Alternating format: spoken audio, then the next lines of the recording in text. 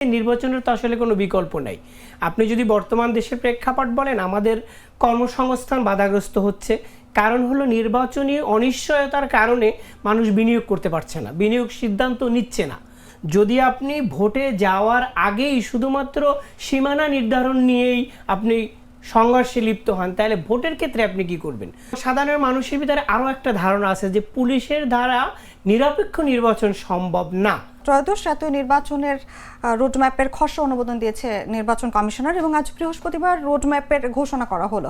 আপনার কাছে জানতে চাই, নির্বাচনের রোডম্যাপটি আসলে নির্বাচনের জন্য কতটা গুরুত্ব বহন করে? না, এই বিষয়টাতে যাওয়ার আগে আমি একটা বিষয় বলতে চাই, সেটা হলো যে আমরা যদি বর্তমান প্রেক্ষাপটটা বিবেচনা করি, এইবারের নির্বাচনটা কিন্তু একটা ভিন্ন প্রেক্ষাপটে হতে যাচ্ছে। আপনি যদি দেখেন, বাংলাদেশের যে একটা স্বৈরতান্ত্রিক ব্যবস্থা তৈরি হয়েছিল, সেটা অন্যতম একটা কারণ ছিল একটা ফল্টি নির্বাচন ব্যবস্থা, যেখানে আমরা রাতের ভোট দেখেছি, বাক্স পূর্ণ করে রাখা হয়েছে সেগুলো দেখেছি। তো সেই প্রেক্ষাপটে যদি আপনি বিবেচনা করেন, তাহলে এই নির্বাচনটা অবশ্যই একটা ভিন্ন মাত্রা দিবে। এবং আমাদের নির্বাচনটা কেন দরকার, সেটা হলো একটা গণতান্ত্রিক ব্যবস্থায় ফিরে যাওয়া। এবং এই গণতান্ত্রিক ব্যবস্থায় ফিরে যাওয়ার জন্য তো ইলেকশনের কোনো বিকল্প নেই।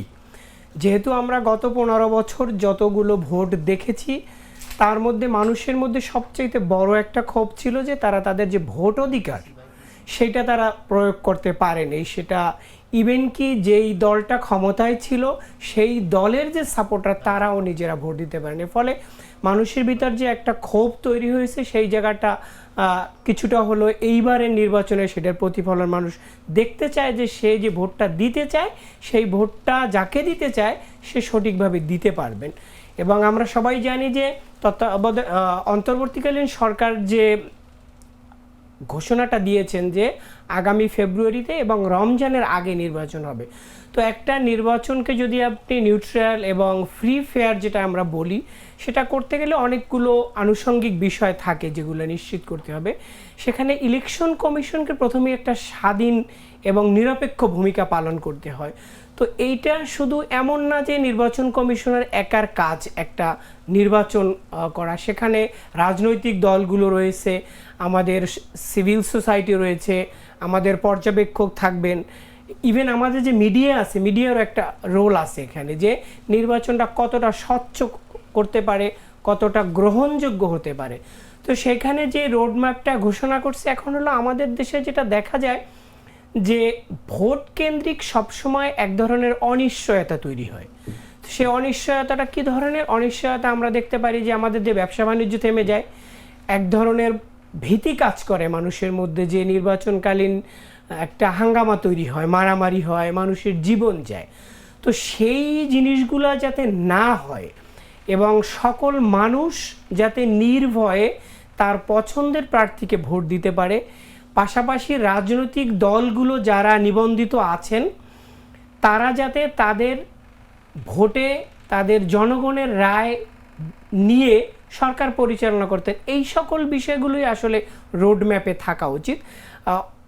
কিছুক্ষণ আগেই যে রোডম্যাপটা ঘোষণা করা হয়েছে সেখানে বেশ কিছু কথা বলেছেন, আমি সেদিকে যাব না। কিন্তু আমার যে বিষয়টা বলার বা যেটা প্রাপ্তি এখান থেকে আশা করে মানুষ, সেই জিনিসটা হচ্ছে যে একজন ভোটার ভোট প্রয়োগ করতে গেলে তার নিরাপত্তা নিশ্চিত করতে হবে। সে ভোট দিতে গেলে সে যেন ভোট দেওয়ার পরে নিরাপদে বাড়ি ফিরতে পারে, সেটা নিশ্চিত করতে হবে। সেজন্য নির্বাচন কমিশনারকে অবশ্যই তার রোডম্যাপ যেভাবে সে ঘোষণা করেছে তার মাধ্যমে তাকে নিশ্চিত করতে হবে যে কোনো হাঙ্গামা হবে না, কোনো জীবনহানি হবে না। ল এনফোর্সিং এজেন্সি যারা থাকবেন তাদেরকে পূর্ণাঙ্গরূপে এবং নিরপেক্ষভাবে কাজ করার যে ক্ষমতায়ন, সেটা তাকে নিশ্চিত করতে হবে। পাশাপাশি যদি দেখেন, আমাদের যে রাজনৈতিক দলগুলো আছে, রাজনৈতিক দলগুলোতে আমরা অতীতে যেটা দেখেছি, এক দল এক কেন্দ্রিক শাসন ব্যবস্থা, যেটা সেই জায়গার থেকে যদি বের হয়ে আসতে হয়, তাহলে এখানে রাজনৈতিক দলগুলোর একটা বড় ভূমিকা রয়ে গেছে। তাদেরকে ভাবতে হবে যে শুধু আমার জন্য নয়, আমরা যখন আমরা ভোট দেখি তখন আমাদের একটা কমন টেন্ডেন্সি বা কমন প্রবণতা দেখি, তার দলীয় প্রতীকের প্রার্থীকে বিজয়ী করার জন্য মরিয়া ওঠা। এটা তো গণতন্ত্র না। আমাদেরকে চিন্তা করতে হবে জনগণ যে রায়টা দিবে সেই রায়টা আমরা মেনে নিব, জনগণের ভোটাধিকার নিশ্চিত করব। সো পলিটিক্যাল যে পার্টিসগুলো আছে যারা নিবন্ধিত, তাদেরকে একটা বিষয়ে মানুষের আস্থা অর্জন করতে হবে যে না, আমরা আপনাদের ভোটে নির্বাচিত হতে চাই, সুতরাং আপনারা ভোট দিবেন, আপনাদের নিরাপত্তা ল এনফোর্সিং এজেন্সির সাথে সাথে আমরাও প্রতিজ্ঞাবদ্ধ যে আপনাদের কোনো ক্ষতি হোক সেটা চাই না, আপনাদের রায় নিয়ে আমরা আপনাদের সেবা করতে চাই, এই বিষয়টা। সেকেন্ডলি যে নির্বাচনের তো আসলে কোনো বিকল্প নাই। আপনি যদি বর্তমান দেশের প্রেক্ষাপট বলেন, আমাদের কর্মসংস্থান বাধাগ্রস্ত হচ্ছে, কারণ হলো নির্বাচনী অনিশ্চয়তার কারণে মানুষ বিনিয়োগ করতে পারছে না, বিনিয়োগ সিদ্ধান্ত নিচ্ছে না। সো এটা কিন্তু আমার যে এই বৈষম্য বলেন বা যে ধরনের একটা গ্রিড থেকে মানুষের রাস্তায় নেমে আসা হয়েছিল, সেই যে আকাঙ্ক্ষাটা, সেইটা পূরণ করতে গেলে আপনাকে নির্বাচনী ব্যবস্থায় যেতেই হবে। কারণ তারা চায় দেশে কোনো বৈষম্য থাকবে না, প্রত্যেকটা মানুষ যিনি কর্মক্ষম আছে তার কর্মের ব্যবস্থা হবে, ব্যবসায়ী সে নির্বিঘ্নে একটা নিরপেক্ষ সরকারের অধীনে নিশ্চিন্তে ব্যবসা করবে, কোনো চাঁদাবাজি থাকবে না, কোনো ধরনের হয়রানি থাকবে না, একটা লং টার্ম পলিসি দিবে নির্বাচিত সরকার। তো সেইখানে আমি বলতে চাই যে যে ধরনের রোডম্যাপ ঘোষণা করছে, এটার প্রপার ইমপ্লিমেন্টেশনটা জরুরি। এখন নির্বাচন কমিশন যেটা ঘোষণা করেছে এটাই যে একমাত্র সমাধান হবে সেটাও আবার আমি বিশ্বাস করি না। এখানে সর্বদল এবং পক্ষ, বিভিন্ন ধরনের পক্ষ রয়েছে, এখানে যত ধরনের স্টেক হোল্ডাররা আছেন তাদের সবাইকে নিয়ে একটা সুনির্দিষ্ট এবং বাস্তবায়নযোগ্য রোডম্যাপ দেওয়া এবং এটাকে সময়ের সাথে আপনার মডিফাই করা, যে আমরা যে এই সিদ্ধান্ত নিয়েছিলাম এই প্রেক্ষাপটে, সেই প্রেক্ষাপটটা যদি চলে যায় তখন তো আপনার একটা নতুন ধরনের পরিস্থিতি তৈরি হতে পারে, সেটার সাথে অ্যাডজাস্ট করার যে বিষয়গুলো, এগুলো অবশ্যই মাথায় রাখতে হবে। আচ্ছা, সুন্দর করে বলছিলেন আপনি, এবং আপনার কাছে যদি আরেকটু জানতে চাই যে নির্বাচনের পূর্ণাঙ্গ রোডম্যাপে কোন কোন ধাপ থাকে বা কি কি প্রস্তুতি অন্তর্ভুক্ত থাকে? অন্তর্ভুক্ত থাকার বড় কথা বলতে যে দেশে যদি এখন দেখেন বর্তমান সময়ে অনেক জিনিস আমাদের এখন পর্যন্ত সুশৃঙ্খলিত হয়নি, কারণ আমরা একটা অভ্যুত্থানের মধ্য দিয়ে একটা সরকারকে পতন ঘটিয়েছি, তারপরে একটা নতুন সরকার এসেছে যারা অন্তর্বর্তীকালীন সরকার নামে পরিচিত, এবং এরা একটা মোটামুটি জায়গায় নিয়ে একটা নির্বাচনী তারিখ ঘোষণা করেছে বলা যায়, তারিখ না ঠিক একটা সময় দিয়েছে, এটা ডেডলাইন। তো এখানে অনেকগুলো কাজ এখনো বাকি আছে। যদি প্রথমেই বলেন যেটা হয় যে আমাদের নির্বাচন কিভাবে করবেন আপনি, হ্যাঁ, এখানে সীমানা নির্ধারণের একটা ব্যাপার রয়ে গেছে, এবং ভেরি আনফর্চুনেট যে আমরা সেই সীমানা নির্ধারণ করা নিয়েও পলিটিক্যাল পার্টিগুলোর মধ্যে এক ধরনের সংঘর্ষ দেখেছি, যেটা কোনোভাবেই কাম্য নয়। যদি আপনি ভোটে যাওয়ার আগেই শুধুমাত্র সীমানা নির্ধারণ নিয়েই আপনি সংঘর্ষে লিপ্ত হন, তাহলে ভোটের ক্ষেত্রে আপনি কি করবেন? তো এটা তো রাজনৈতিক দলগুলোকে এখানে একটা সমঝোতায় পৌঁছতে হবে যে তারা কি চাই।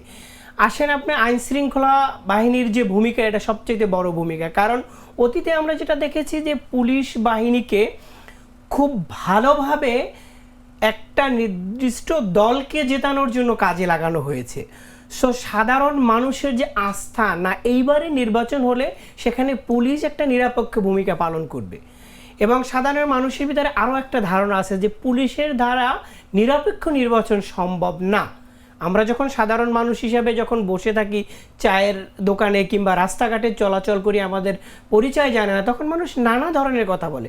সেখানে নির্বাচনী রোডম্যাপের কথা আসার সাথে সাথেই বলছে যে না, এই পুলিশ বাহিনী দিয়ে নির্বাচন সম্ভব না, এরা সেই পতিত সরকারেরই রোড ম্যাপ ফলো করতে পারে। সেখানে তাদের দাবি আমরা যেটা শুনেছি যে সেনাবাহিনী বা অন্য অন্য যে বাহিনী আছে তাদের সমন্বয় একটা সুগঠিত এবং তাদের ক্ষমতায়ন এবং তাদেরকে নিরপেক্ষভাবে কীভাবে কাজে লাগানো যায়, যাতে নির্বাচনে রিগিং ঠেকানো যায়, যাতে নির্বাচনে নির্বিঘ্নে মানুষ ভোট দিতে পারে, সেই ব্যবস্থাটা করা যায়। এটা তো গেল।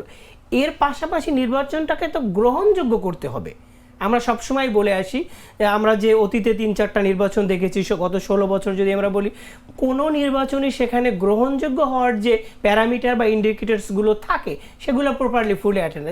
একটা বিষয় যদি আমি বলি যে পর্যবেক্ষক থাকতে হয় একটা নির্বাচনে। তারা দেখে যে আসলে নির্বাচনটা কেমন হয়েছে, সেখানে কি ধরনের পরিবেশ ছিল। সেখানে গত বছরে যেটা ছিল, আমরা অনেক সময় বলি যে ম্যানুপুলেট করার জন্য নিজস্ব হোমগ্রোন পদ্ধতির মাধ্যমে একটা করা যায়, আর একটা বাইরের থেকে আসে। তো আমাদের যে নিজস্ব দেশীয় যে পর্যবেক্ষক আছে তাদেরকে ফ্রিলি কাজ করতে দিতে হবে। গ্লোবালি যারা সত্যিকার অর্থে নির্বাচন বুঝে জানে পর্যবেক্ষণ করে তাদেরকেও সুযোগ করে দিতে হবে। তো সেইটা তো রাখলে হবে না শুধু রোড ম্যাপে, সেই জন্য তাদেরকে ইনভাইট করা, তাদেরকে সেই প্রসেসে ইনক্লুড করা। কারণ আমরা জানি গত দুইটা নির্বাচনেই একটা সাজানো পর্যবেক্ষক দিয়ে তাদের মুখ দিয়ে বলিয়ে নির্বাচনটাকে বৈধ করার একটা চেষ্টা করা হয়েছে, কিন্তু মানুষের কাছে কিংবা গ্লোবালি এই জিনিসটা কিন্তু ক্লিয়ারলি অ্যাকসেপ্টেড হয় নাই। সুতরাং সেই জায়গায় এই আস্থা ফেরানোর জন্য মানুষের এবং বৈশ্বিক আস্থা, মানে বৈশ্বিক মানুষের কাছে এই নির্বাচনটাকে ক্রেডিবল করার জন্য আমাদেরকে দেশের মানুষের যেরকম আস্থা ফেরাতে হবে, সেই একইভাবে বৈদেশিক মিডিয়া এবং পর্যবেক্ষক তাদের এখানে নির্বিঘ্নে এবং কোনো ধরনের পক্ষপাতহীনভাবে তাদেরকে এখানে কাজ করতে সুযোগ দিতে হবে, সেই বিষয়টা। পাশাপাশি যারা নতুন ভোটার আছে, নতুন দল আছে, তাদেরকেও এমন একটা আত্মবিশ্বাস এবং এমন একটা সুযোগ দিতে হবে যাতে তারা নতুন দলগুলো মানুষের কাছে যেয়ে তাদেরকে পরিচিতি করতে পারে। আবার ভোটাররাও যাতে একটা নির্দিষ্ট সময়ে তাদের যে কর্মকাণ্ডগুলো জেনে সিদ্ধান্ত নিতে পারে যে এই কার্যক্রমগুলো করলে এটা আমাদের দেশের কল্যাণ হবে, ভোটারদের কল্যাণ হবে, সেই অনুযায়ী আমরা প্রার্থী বা দলকে চুজ করবে। এই জায়গাগুলোতে আসলে নির্বাচন কমিশনারকে কাজ করতে হবে। সেটা হতে পারে বিভিন্ন ধরনের সভা, সেমিনার করে, বিভিন্ন ধরনের স্টেক হোল্ডারদের সাথে আলোচনার মাধ্যমে একটা কনক্রিট আইডিয়া বা কনফিডেন্স লেভেলটা মানুষ এবং রাজনৈতিক দলগুলোর মধ্যে গ্রো করা। আচ্ছা অভি, আমরা প্রতিবেদনটিতে যেমন দেখছিলাম যে বিশ্লেষকরা বলছে নির্বাচনী রোডম্যাপ শুধু ইসির জন্য নয়, রাজনৈতিক দলের জন্য সমানভাবে গুরুত্ব। এই ব্যাপারটিকে আপনি কিভাবে ব্যাখ্যা করবেন? না, আপনার এটা আমি শুরুতেই বলছিলাম যে ইসি তো একা নির্বাচন সুষ্ঠু করা চেষ্টা থাকবে তার, কিন্তু যদি আপনি চিন্তা করেন তাহলে প্রত্যেকটা অর্গান আপনার, যদি আমি একটা মানুষ হিসাবে চিন্তা করি তাহলে আপনার সব অর্গান যখন ফাংশন করেন then you are a healthy or sound. কিন্তু আমাদের এখানে তো একটা বড় পার্টি হয়েছে পলিটিক্যাল পার্টিগুলোর বিহেভিয়ারে একটা সার্টেন গাইডলাইন সেট করে দেওয়া হয় যে আপনারা এটা করতে পারবেন, এটা করতে পারবেন না। এটা হলো ইথিক্যাল জায়গা থেকে, আইনের জায়গা থেকে বলা হয়। কিন্তু যদি পলিটিক্যাল পার্টিগুলো রেশনালি সেগুলো ইমপ্লিমেন্ট না করে বা রেশনাল বিহেভিয়ার না করে, তাহলে কিন্তু সুষ্ঠু নির্বাচন করা সম্ভব না আমি মনে করি। কারণ হলো ল এনফোর্সিং এজেন্সি দিয়ে তো আপনি জেনারেল মানুষের আস্থা ফিরাতে পারবেন কখন? ভোট কেন্দ্র তো শুধু না, মানুষকে মত প্রকাশের স্বাধীনতা দিতে হবে। যদি আমি এক্স অথবা ওয়াই দলকে ধরি, ওয়াই যদি তার নির্বাচনী প্রচারণা সুষ্ঠুভাবে করতে পারে, এক্সও যদি করতে পারে, তাহলে না সবার মধ্যে একটা হৃদ্যতা তৈরি হবে, সাধারণ ভোটারদের মধ্যে আস্থা তৈরি হবে। সো এখানে পলিটিক্যাল যে পার্টিসগুলো আছে তারা রাজনৈতিক মাঠে অপোনেন্ট থাকতে পারেন, কিন্তু তাদের ব্যবহারের ক্ষেত্রে এক দল আর এক দলকে আক্রমণ করা বা কোনো সমর্থককে আক্রমণ করা কিংবা এক ধরনের ভীতিকর পরিস্থিতি সৃষ্টি করার যে বিষয়গুলো অতীতে দেখেছি, বাড়িতে যেয়ে থ্রেট করা, কালকে ভোট দিতে যাবেন না আপনি, আমি জানিয়ে ওকে ভোট দিবেন, এই ধরনের যে পরিস্থিতিগুলো, এগুলো অবশ্যই রাজনৈতিক দলগুলোকে নিশ্চিত করতে হবে। কারণ তাদেরকে ভুলে গেলে চলবে না যে আমরা যে অবস্থাটা দেখলাম 15 বছর একটানা ক্ষমতায় থেকেও অবশেষে কি হলো, পালায়ন পর একটা অবস্থা হলো, যেটা কোনোভাবেই কাম্য না। এবং আমি মনে করি রাজনৈতিক দলগুলো ভুলে যাবেন না যে আমাদের যে ইয়াং জেনারেশন, যারা নতুন ভোটার হয়েছেন, যারা এই অভ্যুত্থানের নায়ক, যারা এই অভ্যুত্থান ঘটিয়েছেন, এটা শুধু ছাত্র জনতা না, সব শ্রেণীর মানুষের অংশগ্রহণ ছিল বলেই একটা অভ্যুত্থান সম্ভব হয়েছে। সো এই মানুষগুলো যাতে এই অভ্যুত্থানের ফল ভোগ করতে পারে, তারা যাতে ভোট অধিকার প্রয়োগ করতে পারে এবং ভবিষ্যতে যাতে তাদের কোনো ধরনের আবারও মাঠে না নামতে হয়, সেই বিষয়টা টোটালি নির্ভর করবে আমাদের যে রাজনৈতিক দলগুলো আছেন।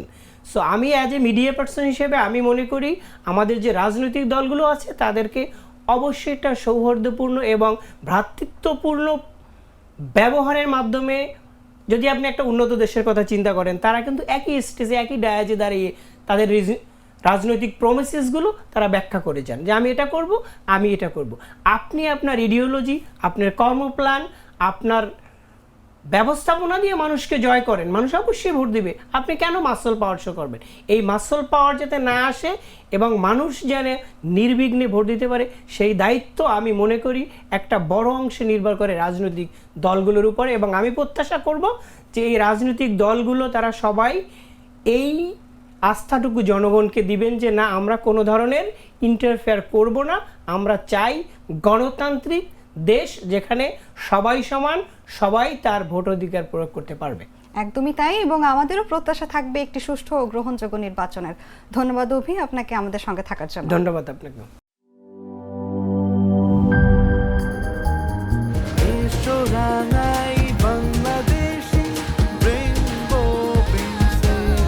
রেইনবো পেইন্টস, ছড়াও জীবনের রং।